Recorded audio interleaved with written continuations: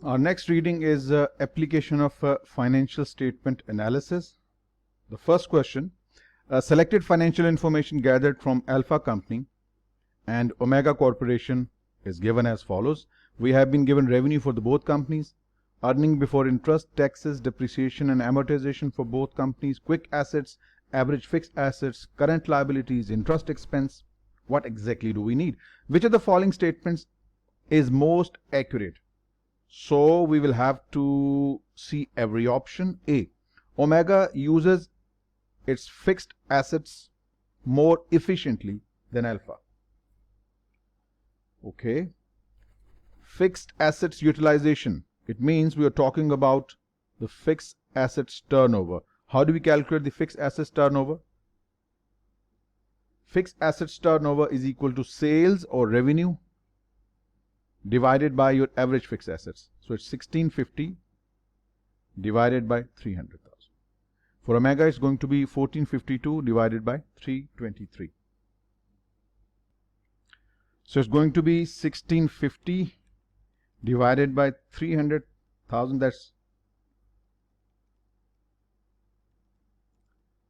It's 5.5. Fixed assets turnover is 5.5 for Alpha, and the fixed assets turnover is 1452 divided by 323.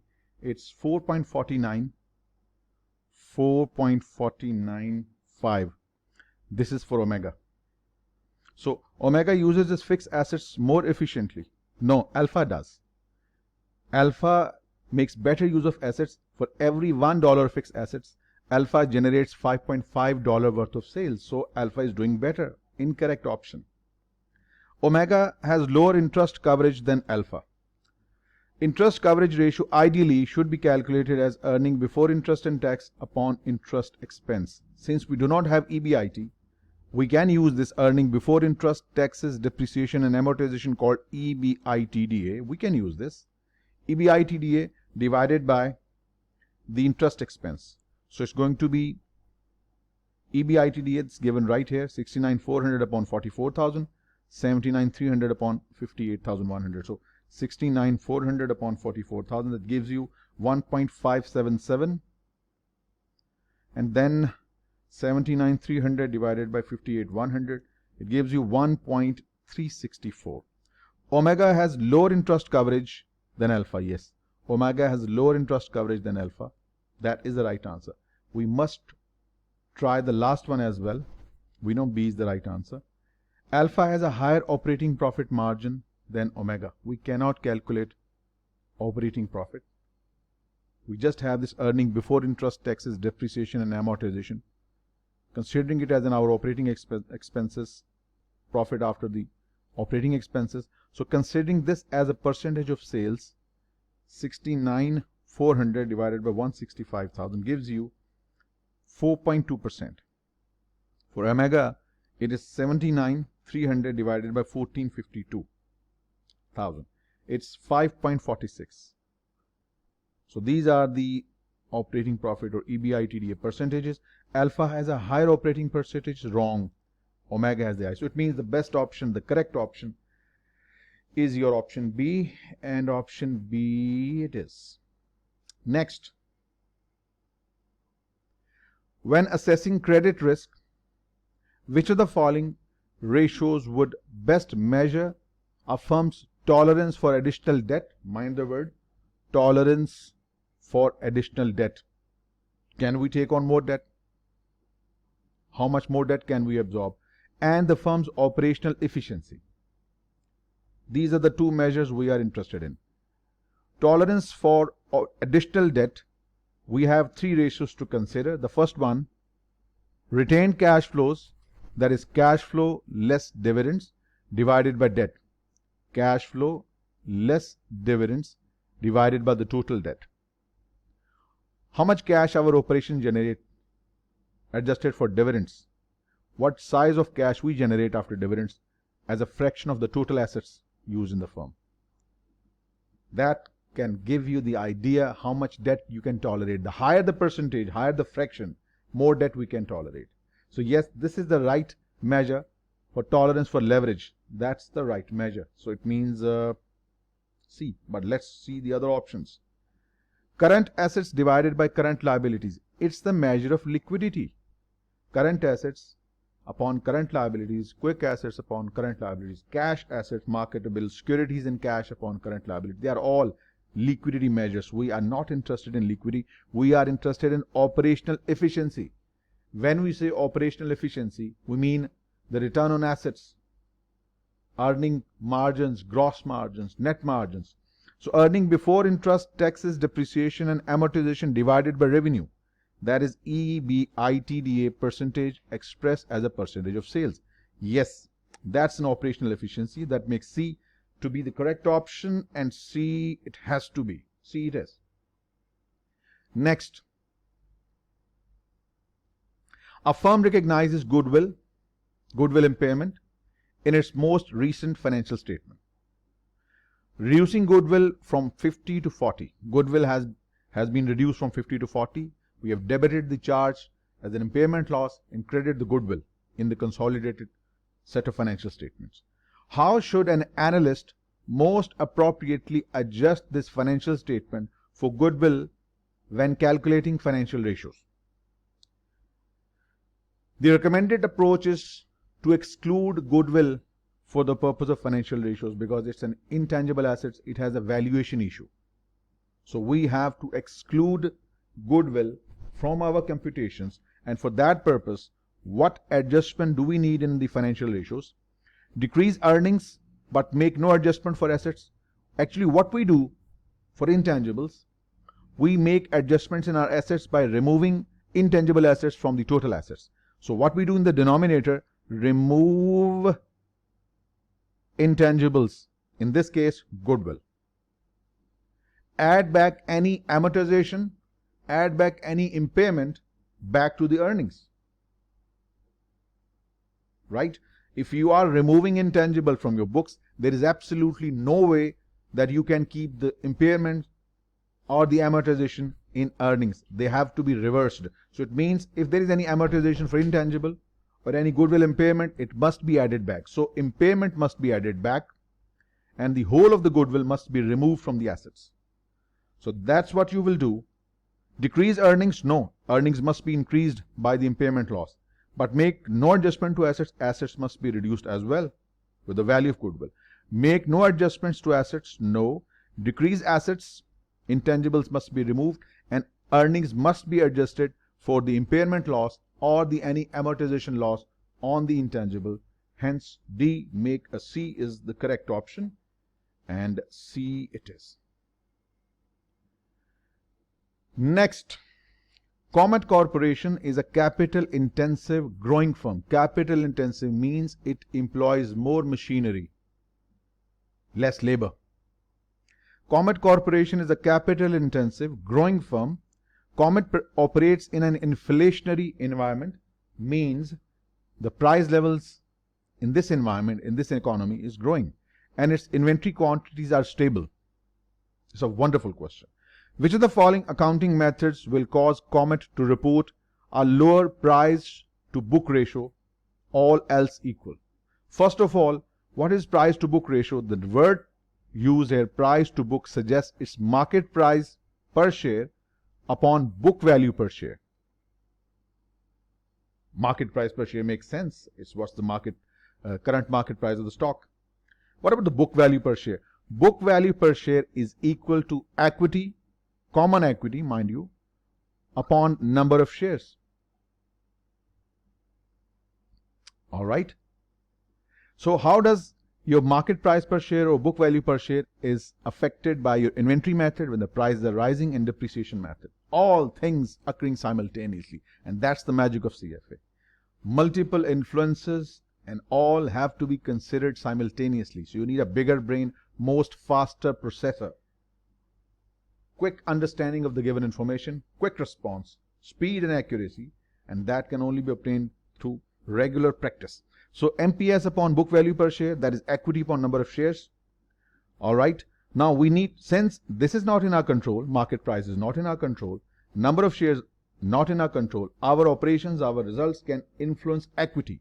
Let us see how inventory valuation method and depreciation method can affect our equity. Let us first see The increasing prices impact upon the inventory method. If the prices are increasing, we have two methods. Either we deploy the LIFO valuation method or FIFO. If we use LIFO, for example, latest higher costs will be charged to your CGS. CGS would be higher. When the CGS would be higher, your net profit, your gross profit would be lower, your net profit would be lower, your retained earning would be lower, your equity would be lower. So it won't help. We need the higher equity. Only the higher equity will give us the higher book value per share, and then this will feed into the market price per book value per share, then it will be lower. So it means it won't help. If our cost flow assumption is FIFO, first in, first out, older, lower costs are being charged to production. That means your CGS would be lowered. When you have lower CGS, you will have higher gross profit percentage. Higher gross profit percentage means more net profit, more retained earning, more equity. Yes, FIFO will help. So either B or C. Let's see, what about the depreciation method?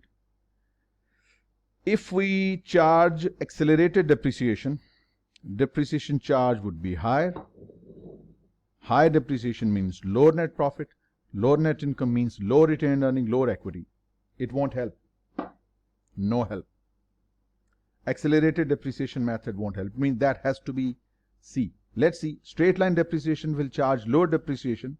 Lower depreciation comparatively means more net profit. More net profit means more retained earning into equity. Equity goes up. When equity goes up, your book value per share goes up. When the book value per share goes up, your denominator goes up, and resultantly you get the lower price to book ratio. So this is how you do it. Spend time on refining these ideas, how one thing affects the other. This is the core of CFA. What affects what, how things are linked. If you can grasp this idea, this concept, then I think things would be manageable. All right. So moving on to, it means that makes C to be the correct option. Moving on. An analyst is screening potential equity investments to identify value of stocks is most likely to exclude companies with. So what is a value stock basically? Value stocks are those shares that are currently trading below what they are really worth for. Maybe the price should have been 100, but they're trading at 80. They should be priced at 100, but they are currently trading at 80. Means they're underpriced. So therefore, they provide superior returns. So value stocks are those stocks that are currently trading below what they are really worth and will therefore provide a better return in the future. So an analyst is screening potential equity investments to identify value stocks. The description I just gave you is most likely to exclude companies with what? Now, I must add to this. When you say value stock, the other elements that can help you distinguish between value stock and growth stock. Value stock typically have lower price to earning ratio called PE multiple. They tend to have lower market price per sales ratio. Market doesn't value them properly. They are undervalued. They will be worth more in the future. They may have lower market price to cash flow ratio or the market to book ratio, which we just discussed a little while earlier. Market price per share over book value per share. This is how you can identify value stock.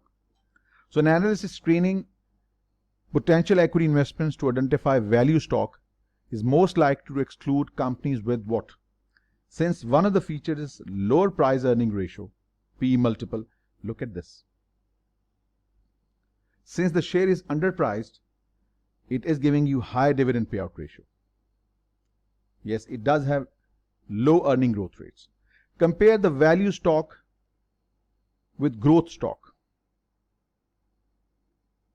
Value stock is the one that is trading below what they are really worth. Growth stock, on the other hand, are considered those investments in securities that have the potential to perform well over time because they have some potential to make higher returns in the future. So right now what we were looking for at value stock, so that makes C to be our correct option. and C it has to be. Next, LIFO ending inventory can be adjusted to FIFO basis. I'm sure those who have done the previous topics, inventory topic, it's not a big deal. It's a very easy question. LIFO inventory can be converted to FIFO inventory by just adding the LIFO reserve to it. This is done many times in the topic. There was 90+ questions in the topic we did a little while ago, few weeks ago, related to inventory. So adding just LIFO reserve to it will convert the LIFO based inventory to FIFO, so that makes A to be your correct option. Now we are talking. Now this is the question that excites me. This is the question that should excite you. Always love challenges, difficulties. Then everything will become easy. Now you're talking. Bytica company reported the following selected financial statement data for the year ended December 31st. We have been given sales for the year ended December 31st, 2007, 500. Cost of sales, selling and administration expenses, depreciation, net income, and at the end of the year, non-cash operating working capital. Non-cash operating working capital means your inventory and your receivables. Non-cash operating working capital means receivables, inventories less payables. Okay. And you have the balance 35 million. Is it million? Yes, it's millions. Now converting this income statement into a common size income statement, taking sales as the base. Taking this as a base, cost of sales represent 60% of your sales. Selling and administrative expense represent 25% of your sales. Depreciation, which is 50, represents 10% of your sales. Net income, 25, represents 5% of your sales. And your non-cash operating working capital represents 20% of your sales. And cash balance not available. That's what we need. Bytica expects that sales will increase by 20% in 2008. In addition, Bytica expects to make Oxid capital expenditure of 75 million. Some capital expenditure, 75 million. It's an outflow into the next 8. Ignoring taxes, calculate Bytica's expected cash balance as of December 31st, 2008, assuming all the common size percentages remain constant. Assuming these percentages stay the same for 2000X, what should I expect to be the closing cash balance? It's a wonderful question requiring some serious computations. What you should do, first of all, you should increase your sales by 20%. So it means the new figure would be 500 times 1.2. So the new figure for sales will be 600 million. Keeping these percentages to be the same, the question says assuming all of the common size percentages remain constant. It means in 2008 your CGS would be 60% of 600 million. That would be, of course, 360 less 360. Your selling and administrative expenses would be 25% of 600 million. And that would be 600 million times 25%. It's 150. Depreciation, 10% of sales. Even you may argue, we may debate, yes, we can, but we have to follow the specific explicit instructions of the question. It's 10% of sales. You may argue, we are professional accountants. We can challenge this assumption. Yes, we can, but since we have to follow the instructions given in the questions, so we go by what is given. Depreciation is 10% of sales. We believe depreciation is a fixed expense, not driven by the level of sales. Yes, working capital changes with the level of sales, but depreciation is a fixed expense. Or we may have a different method like double declining method, but it doesn't vary with the level of sales. That's debatable. Keep it for another time. So 10% of 600 million gives you negative 60. And you can directly calculate 5%. This is just giving you the idea. You can directly calculate 5% of 600. You will get the same result. But I just needed some discussion over this question. It's a good question indeed. And we get 30. 5% of 600 could be obtained directly as 30. This is your net income. And that's where you start your working from. When you prepare cash flow statement, you start from your net income. You add back depreciation to this number. Net income, add back depreciation, 60. Right? That's the cash flow, 90. What else? We need to make a payment of 75 million for some capital expenditure. This is a deduction. Is there anything else? Yes. We are missing this. Non-cash operating working capital was 20% of sales last year. Again, it will be 20% of sales now. 20% of sales means 600 million times 20%, that's 120. Now, gentlemen, attention. Attention. Your non-cash working capital has gone up from 100 to 120. Your receivables, inventory and payables net has gone up. It's investment, it's an outflow. Increase in non-cash operating working capital represents a cash outflow to be deducted. Now, 90 less 75 less 20 gives you a closing number of -5. So starting with 90 negative, this -5 million represents the net change in cash over the period from operations. And what the question says, you need to find the expected cash balance as of December 31st, 2016. So simply you need to add this number to 35. So you will get your closing cash balance, that is 30 million. So that makes A to be your correct option. A it is. Good question, requiring some computations. A firm that uses higher estimate of assets useful life. Higher estimates of assets useful life or economic life, okay, or salvage value relative to its peers will report what? First of all, when you have a higher estimate of useful lives, mean you will depreciate your asset over a longer period.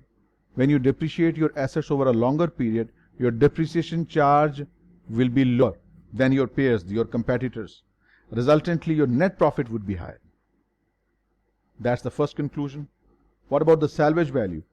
When you have a higher salvage value, cost minus salvage value means you will have a lower depreciable base. Having a lower depreciable base means your depreciation expense every year would be lower, and having a lower depreciation expense means having higher net profit percentage. So if you have these two policies, it will result in your net profit being higher than your competitors. So lower depreciation, yes. Lower net income, no. Lower depreciation, yes. Higher net income, yes. Higher depreciation, no. Higher net income, yes. So that makes B to be the correct option. B it is. Next. Would projecting future financial performance based on the past trends provide a reliable basis for evaluation of the following firm? We use past historical data to predict the future performance. That's what we do. That's what we do, professional accountant. That's their job. Using past historical data as the basis for future projections. Right? So we have two firms. For which of these firms using the historical data is appropriate? A rapidly growing company that has made numerous acquisition and divestitures. Now this changes things totally. Since you have new acquisitions, many disinvestments, resultantly your performance is not what it was a couple of years ago. There will be volatility in your performance compared to the past performance. So you can't use, or you shouldn't use, the past historical data for this firm. B. A large, well-diversified company operating in a number of mature industries. Consistent performance of the last. The scenario tells you a large, well-diversified company operating in a mature industry where there isn't any volatility. So yes, we can use the past data, past trends to provide a basis for the valuation of the future. Correct. So it's basically no, yes. So that makes B to be your correct option, and B it should be. No, yes. Next, an analyst has decided to identify value stocks. We just discussed a little while earlier. Value stocks means those securities, those investments in companies and shares that are currently trading below what they are really worth, underpriced, you can say. So an analyst has decided to identify value stocks for investments by screening, by sifting for companies with high book to market ratio. High book to market ratio, let me write this down. Book to market ratio, this is totally opposite to the ratio we studied a little while earlier. book to market ratio means book value per share divided by market price per share. So high book value to market ratio. So analyst has decided to identify value stocks for investments by screening for companies with high book to market ratios and high yield dividends. Value stock gives you good dividends, better return on investments, fine. A potential drawback of using these screens to find value stock is that if you use these yardsticks, these filters, the drawback of using such filters is that you might include some companies which shouldn't be there. So first, have unsustainable dividend payments. That's the feature of value stock. Value stock, their dividends are unsustainable. That's one of the features of value stock. So if we have used the screening, this is not an issue. That's expected. C, those that have significantly underperformed the market. That's why they have lower price to earning ratio. That's why they have lower market price to sales ratio. They have lower market price to cash flow ratios, or lower market price per share to book value per share.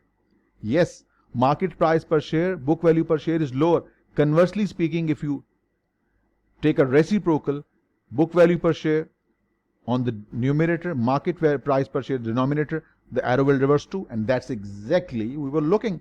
Yes, C is absolutely right. That is true for value stock.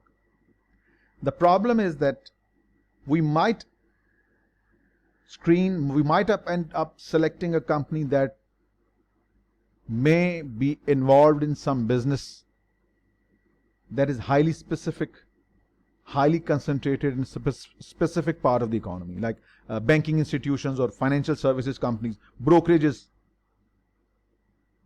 factoring companies. So these companies are operating in a specific segment of the economy.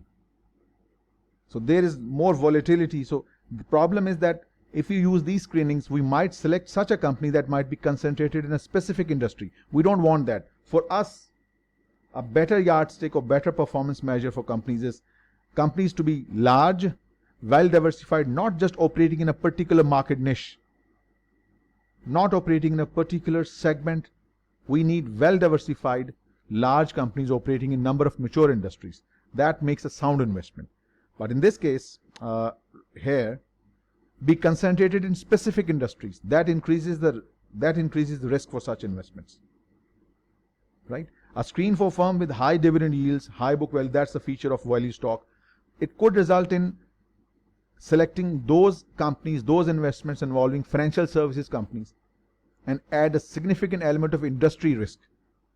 We need diversified companies that are well diversified, hence making a better investment on the limited resources. So next question.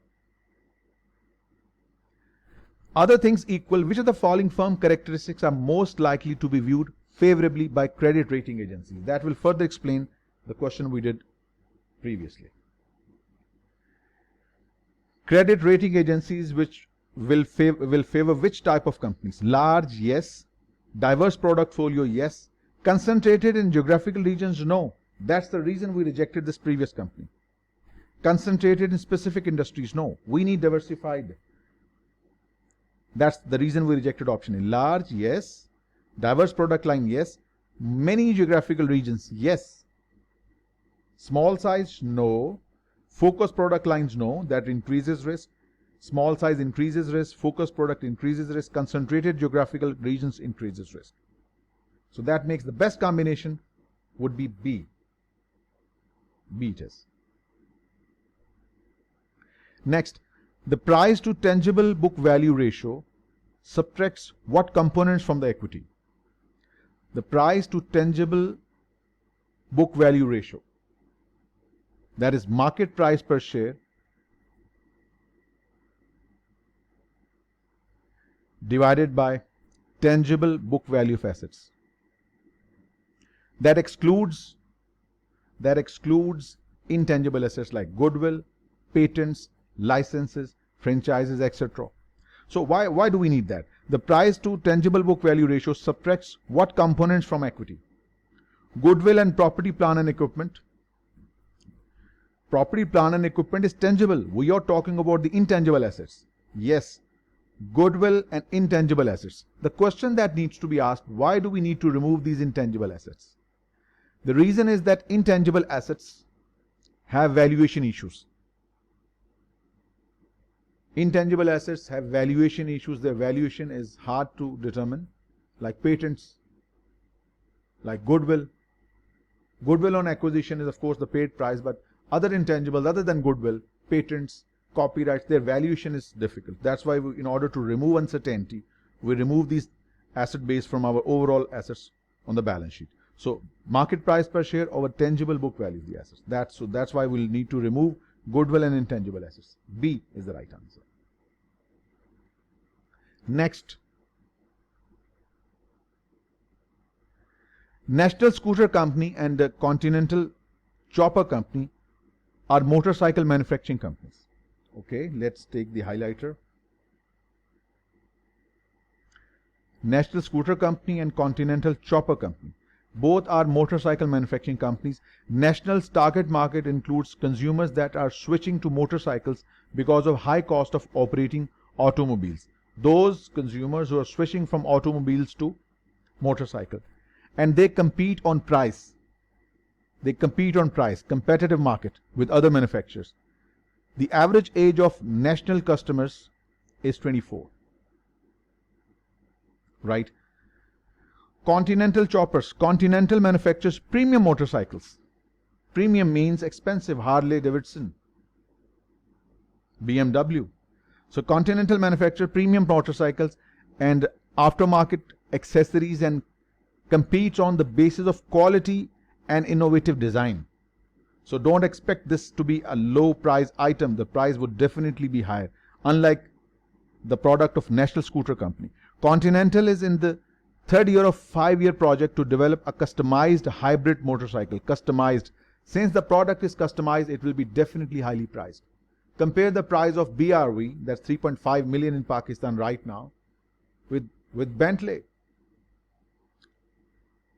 With Maybach, of course, the difference is huge. Customized motor vehicles will be very pricey. That's the difference between these two businesses. Which of the two firms would most likely report higher gross profit? Without doubt, Continental will report higher gross profit. Why? Because it will sell at a much higher price because the motorcycle is customized. First thing. Second, and higher operating expenses stated as a percentage of total cost. Since the company is spending money on specialized production, the cost of manufacturing would be higher. So the operating cost as a percentage of total cost would be higher for Continental. Gross profit would be higher because the items would be pricey, because they are custom made, they are customized. High price means high gross profit, but since it's customization, average cost for such businesses is higher. That's why the cost would be higher as a percentage of total cost. So that makes B to be the correct option. And B it is. Next, here we go. A lovely question again. I love questions like these. Really. Falcon Financial Group is considering the purchase of Company A or Company B based on low price to book ratio, market price to book value per share. Right? And also considers differences in solvency. Selected financial data for both firms as of December 31st, 2007 is given. We have Company A, we have Company B, current assets for the both company, fixed assets given, total debt given, common equity given, outstanding shares given, market price per share given. We have to make some adjustments. The financial statements footnotes contain the following.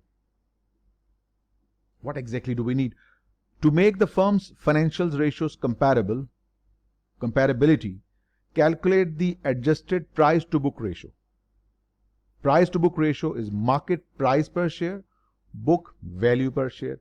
When you say price, market price, book value per share. So we need to make adjustments to make them comparable, right? Calculate the adjusted price to book ratio for Company A and Company B. Okay, we know the formula, but we need the numbers. Market price per share upon the book value per share. Market price is given, not an issue. 26 for A, 22.5 for B. We need the book value per share, adjusted book value per share. Adjusted book value so that the numbers are comparable.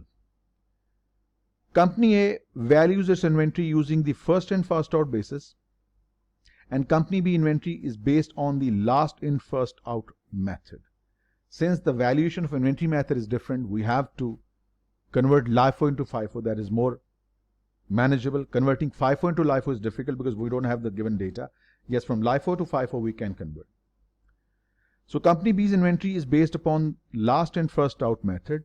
Had Company B used FIFO, its inventory would have been higher by 700 million. This 700 million, gentlemen, is the LIFO reserve. And I'm sure from our topic inventory, we've solved more than 100 questions. You should have the idea that in order to find the FIFO inventory, simply add LIFO inventory plus the LIFO reserve. Right? So if this is the asset base here, in Company B, you need to add 700 million, if it's in million, in your current asset. That will increase your inventory figure. And since this LIFO reserve also needs adjustments in equity, I'm sure you remember from the previous topic, the topics are linked. Equity needs revision also. Equity would be increased by the LIFO reserve as well. Why? Just because we know when closing stock goes up, your cost of goods sold goes down. When the cost of goods sold goes down, your GP goes up. GP goes up, net income goes up. Net income goes up, retained earning goes up. Retained earning goes up, equity goes up. So if your closing stock is going up by 700, your equity should go up by the same amount. That's the logic. So we have to increase the current assets and equity by the same amount, that is the LIFO reserve. Fine, got the idea. What next? Company A leases its manufacturing plant. The remaining operating lease payments total 1,1600 million, discounted at 10%. The present value of the remaining payment is 100 million. Gentlemen, those of you who are not connected with the CMA or the CPA or the American New Leasing Standard, please let me tell you, the treatment of operating lease and finance lease is now the same with regard to initial recognition, subsequent measurement of liability. The difference between operating and finance lease, initially what was the case? Capital lease was considered as an asset, debit asset, credit liability. Operating lease was considered as a rental arrangement. Not anymore. Operating lease and financial lease, they are treated in the same way with regard to initial recognition. Under the operating lease, you debit the right of use asset. You credit the liability. That was not the case a couple of years ago. That's the difference. Operating leases, assets and liabilities are already included in your assets and in your liabilities. No adjustment is needed. Company A leases its manufacturing plant. The remaining operating lease payment is this much. The discounted present value of lease payment is 1,000 million. This is already included in assets and liabilities. No adjustment is needed. Whether you have the asset as your own or it is an operating lease or a finance lease, under all three conditions, your own asset, asset under finance lease, asset under operating lease, they are all there in your total assets as well as in liabilities. No adjustment for this is needed as per the new leasing standard applicable from 2019 onwards. So Maafi adjustment for this information, and that's all. Now we can do the working. We need to find out the price, market price to book value ratio. The market price for firm A, given in blue color, is 26. We need to find the book value per share. How do we find the book value per share? That is equity divided by the number of shares. 6,000 million is a big company. Divided by 500 gives you 12. 500 million. So it means the book value per share is 12.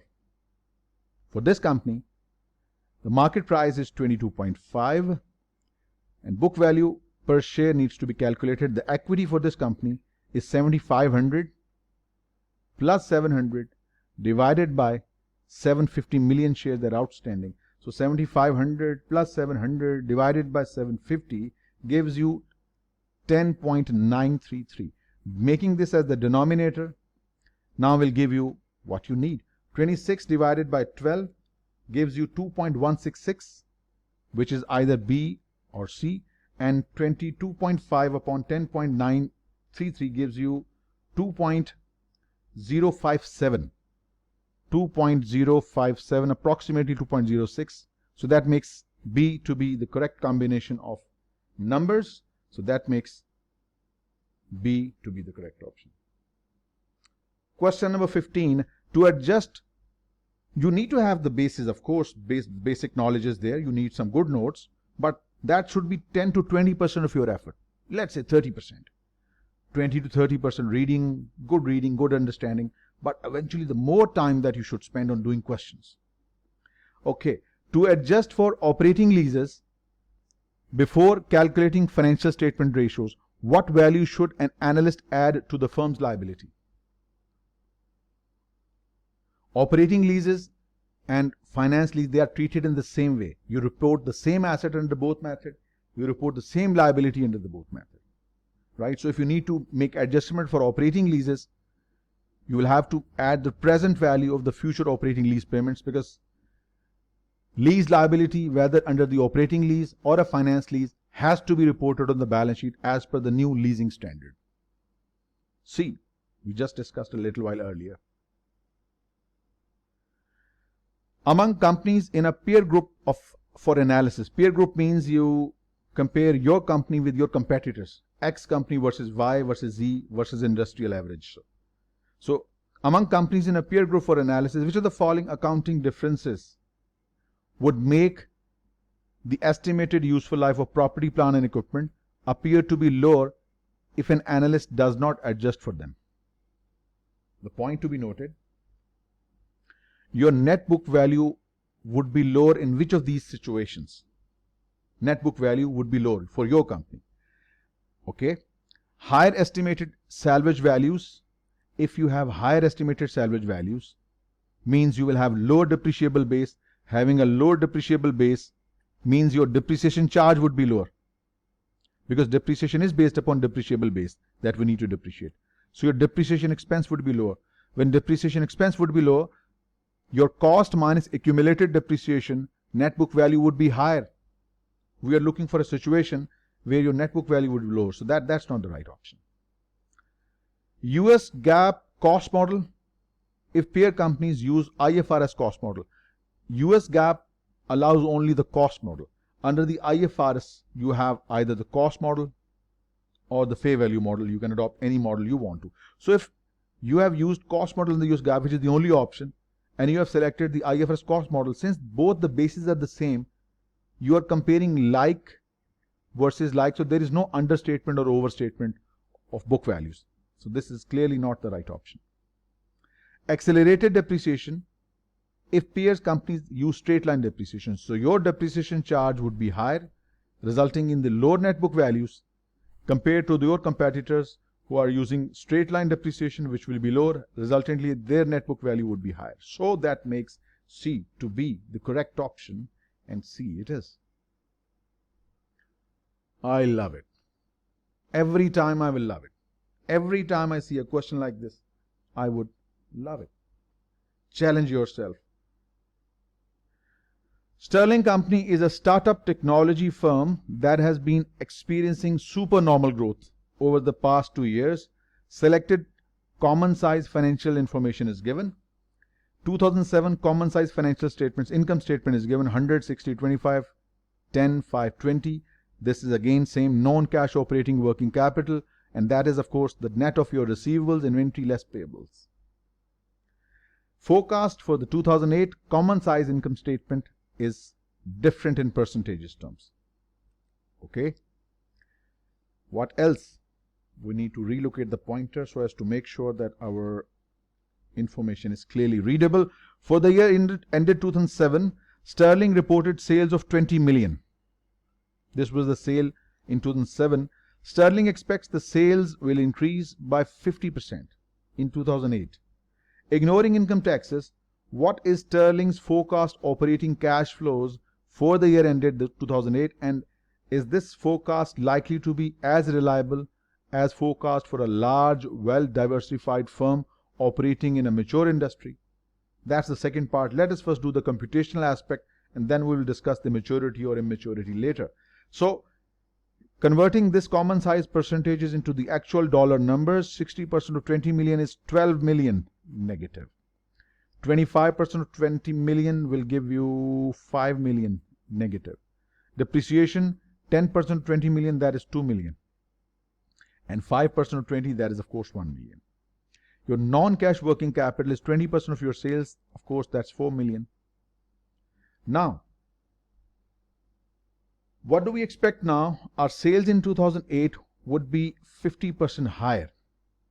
So the sales base that will be taken as a base for common size analysis will be 50% higher. That will be 30 million. 20 times 1.5, 30 million. Now use these percentages. What would the cost of goods sold be? Let's do this all. Let's do this all instead of just dumping to the numbers. You need to analyze all the aspects of the question. You're not writing the exam, you're practicing. So 55% of 30 million gives you 16.5 million as your cost of sales.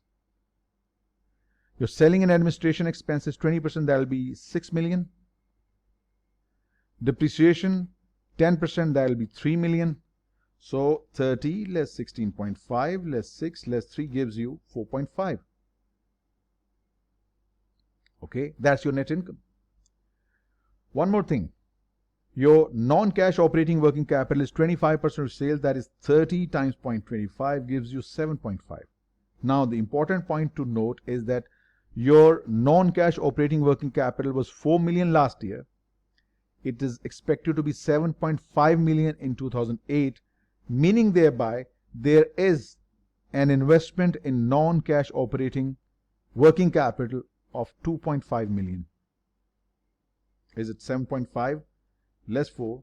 It's 3.5 million in fact. It's 3.5 million. Outflow. We need to find operating cash flows, and you know what to do. You start with the net income, 4.5 million. To this you add the depreciation expense, reversing the impact of non-cash expenses like amortization of bond discount, any equity-based investee loss, depreciation, loss on disposal, etc. So 4.5 plus 3, there is no other outflow. And yes, this 3.5 also to be considered. This is investment in working capital. Deduct this as well, 3.5. So net income 4.5, add depreciation, deduct 3.5 of your investment in working capital. The closing is 4 million. This is your cash flow from operating activities or operating cash flow. So that makes A or B to be the correct option. Now the second part. What is the situation? Since we are a startup technology company, our future is uncertain. We don't know what is in the store for us in the future. We are comparing our numbers with a firm that is large, well diversified, operating in a mature industry. What is Sterling's forecast operating cash flow? We calculated. And is this forecast likely to be as reliable as a forecast for a large, well-diversified firm operating in a mature industry? We are just a newcomers, just like we are the newcomers in CFA training. Startup versus a large, diversified firm operating in a mature industry. So our result will not be as reliable as compared to this firm.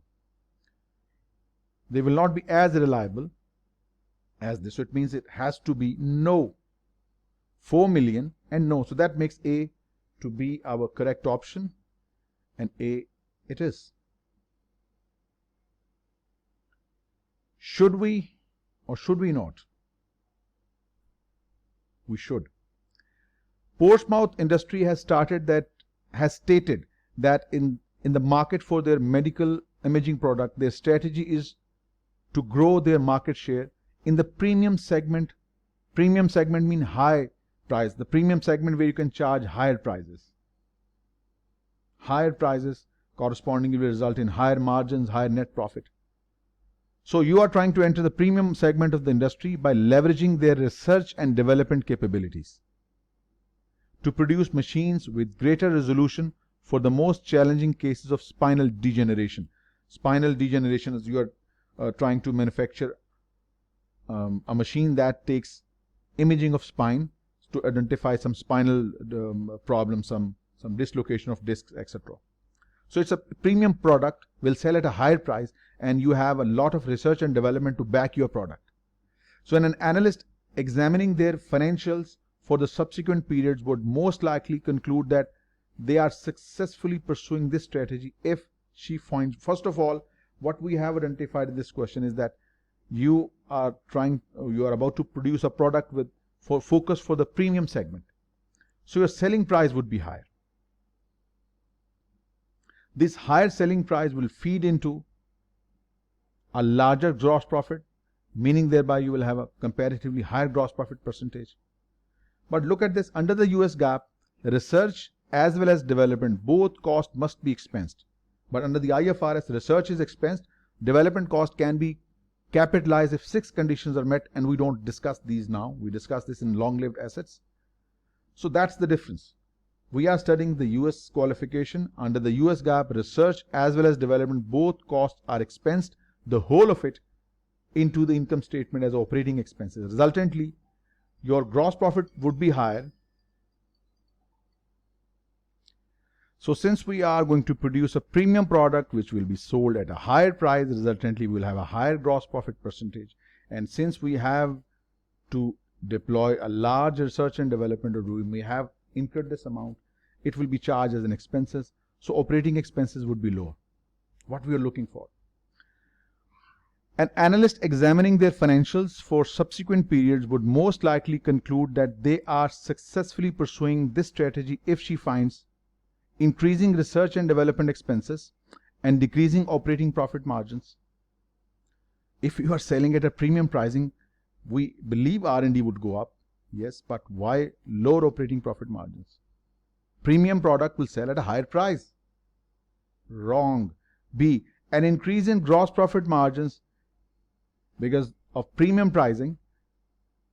The gross profit percentage would be higher than the increase in operating profit margin. The gap between gross profit and operating profit margin has been taken away by the research and development. The whole of it has to be expensed under the US GAAP. Those who have studied CMA Part 1, Section A, External Financial Reporting, they have seen the differences between the US GAAP. CMA students are ideally suited for CFA. They have the basics, what they need. GAAP, US regulations to some extent. It's very helpful.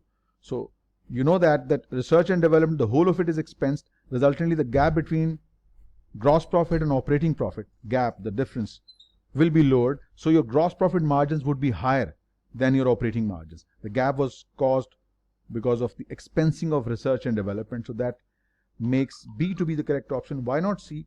Increase in revenue and operating margins. Now this is little debatable. That needs little discussion. Toyota by far is the largest automobile maker in the world with regard to revenue. And this is the logo of Toyota, right? The sale of Toyota is surely much higher than Mercedes or the BMW. Since you are in the premium segment, your revenue would be higher, but not as higher as the company that sells a generic product to a larger market. Revenue of Toyota or General Motors is the highest. Toyota and General Motors, these are the two largest automakers in the world. So your revenue may not increase in a way as compared to the other firms, but your revenue as a percentage of your cost or your gross profit margin would be higher than the rest of the industry. Why? Because let's say Toyota margin on a single car, let's say it's 25%. But since you are making a premium product, your gross margin could be as high as 200%. Who knows? So selling a premium product means your gap between your selling price, a premium price versus the cost of production would be higher. So your margins would be higher. So an increase in revenue and operating margins, that is a focus of the company operating in a larger market, selling a generic product rather than the custom designed based upon the customer specification. So that makes B to be our correct option, and B it is.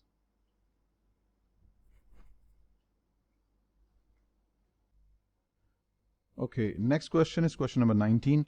Cody Scotts would like to screen potential equity investments to identify value stocks and select firms that have low price to sales ratio. Unfortunately, screening stocks based only on this criteria may result in stocks that have poor profitability. That means low dividends or higher financial leverage that could increase risk, which are undesirable to Scott. Which of the following filters could be added to stock screen to best control for poor profitability and high financial leverage? First, include only stocks with a debt to equity ratio that is above a certain benchmark ratio. That will increase leverage. We want to avoid financial or reduce financial leverage. This would not be the right filter. It will result in higher leverage. Include only dividend paying stocks. Yes, profitability and high dividends, that's one of the desirable characteristics we're looking for. So this is a good filter. Include only stocks with an asset to equity ratio that is below a certain benchmark value. That's right. It will result in lower financial leverage, and that is what we desire. So it is also one of the desired filters. Include only stocks with positive return on equity. Return on equity is net income on equity. So lower number of or lower figure for equity could inflate this result artificially higher. So this is not a good filter as well. So the true proper filter that will help us achieve our goals is filter 2 and 3. B. A firm has debt to equity ratio of 0.5 and debt equals to 35 million. Okay. The firm acquired new equipment with 3 years operating lease that has a present value of lease payments of 12 million. The most appropriate analyst treatment of this operating lease will be, first of all, debt is 35 million and debt to equity is 0.5, which means debt to equity is 0.5. If debt is 35 million, then equity has to be 70 million. Equity is equal to 70, right? So it means this is how it has been calculated, 35 by 70. So the most appropriate adjustment for this operating lease is to add back the lease liability, because under the new leasing standard, operating and finance lease, they are treated the same way. Initial recognition, subsequent measurement of liability is only differs with regard to assets. So liability needs to be added. So it means the new debt to equity ratio will be 47 by 70. That is going to be 0.67. So the debt to equity ratio will increase from 0.5 to 0.67. That makes C to be the correct option. Next, an analyst makes the following two statements. Statement 1. From a lender's perspective, higher volatility of borrower's profit margins is undesirable for floating rate debt, but not for fixed rate debt. Incorrect. Margin stability is something that is desirable from a lender's perspective for both floating rate and fixed rate debt. So this is not a correct statement. Second statement, product and geographic diversification should lower a borrower's credit risk.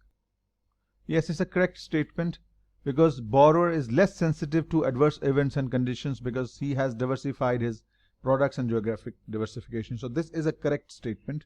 One is not. So only one of these statements is correct. That makes C to be the correct option. Next, Jane Epworth CFA is preparing pro forma financial statements, budgeted financial statements for Given Industries, a mature US manufacturing firm with 3 distinct geographic divisions in the Midwest, South, and West. Epworth prepares estimates of sales for each of Given's divisions using economist estimates of next period GDP growth and sums the 3 estimates to forecast Given sales. Epworth's approach to estimating Given sale is inappropriate because sales should forecast on firm-wide basis and are unlikely to be related to GDP. Incorrect. Business growth is dependent upon the economic growth rate. They are correlated, so you cannot ignore the GDP growth rate in your sales forecast. This is an incorrect statement. It's an inappropriate, it's a wrong statement. B. Inappropriate because sales should be forecast on a firm-wide basis. This is not true. Let's say if you have 3 divisions, sales for each divisions can be forecasted separately and then we can combine the results. Normally this is done in larger organizations, so this is the wrong statement as well. So what has been done is correct. C is the right option. Next, In estimating pro forma cash flows for a company, analysts typically hold which of the following factors constant? Non-cash working capital as a percentage of sales. Yes. Normally, to estimate pro forma cash flows, an analyst must set up some assumptions about the future sources and uses of cash. The most important of these will be increase in working capital, increase in sales, repayment of debts, issuance or repurchase of stock, purchase of new fixed assets. So one of the assumptions is non-cash working capital is assumed to be fixed. So A is true, and that makes A to be the correct option. At the end of year 2007, Decatur Corporation reported last in first out inventory of 20 million, cost of goods sold 64 million, and inventory purchase 58 million.